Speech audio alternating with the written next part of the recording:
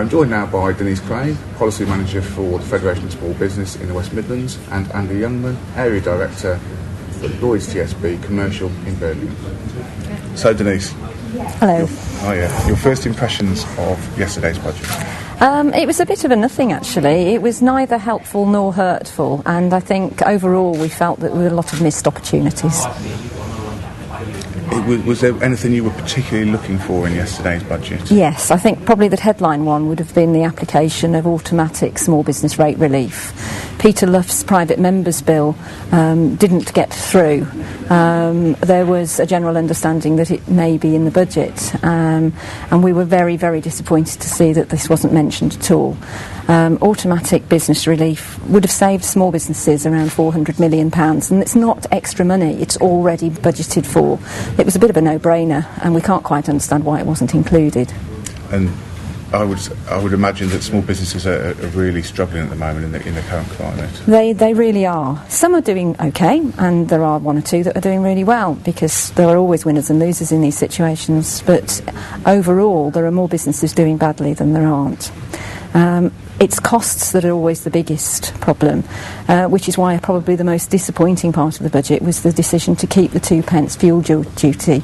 We would actually have liked to have seen them scrapped. It's just about costs with small businesses by and large at the moment, which is why the application of automatic small business rate relief would have really helped businesses. It would give some of them up to £1,200 extra money back into their business. I hope. And morning, Andy. Morning. What were your first impressions of yesterday's budget?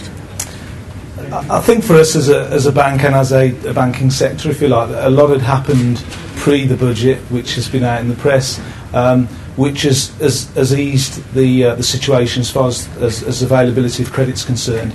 So we have money to lend, we're open for business, and the banks are available to lend to customers.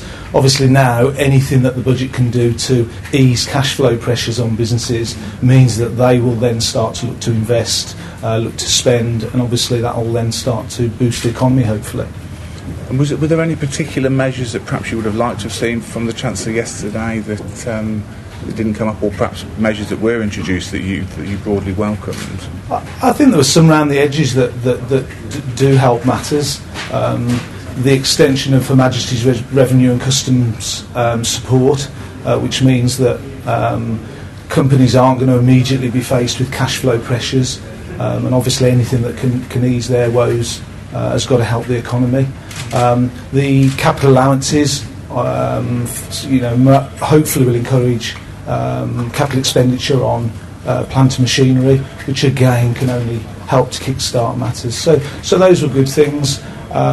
Disappointed that the Advantage West Midlands Bridge Fund really has now been capped at its existing amount. I think that has done a lot for the local economy and for businesses that really are struggling, and has got them through a period. A little bit disappointed that wasn't extended a little bit further. And you touched on this at the start of your your answer.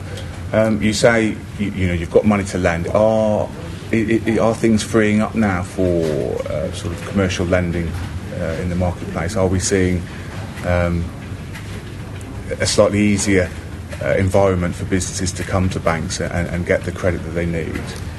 It's certainly an easier environment as far as the banking industry is concerned, yes. The initiatives that the government's put in place have eased matters. The banks aren't now constrained from a capital perspective, but at the same time businesses have got to feel confident enough to want to come and borrow and to want to invest, and that is about improving confidence. It's about creating the environment upon which they feel confident to go out and make those purchases.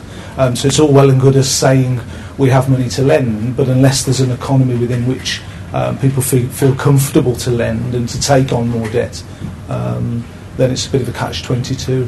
Now, there's been lots of commentary since the Chancellor's speech yesterday about his claim that potentially by the end of this year we might be looking at an upward trend in the economy.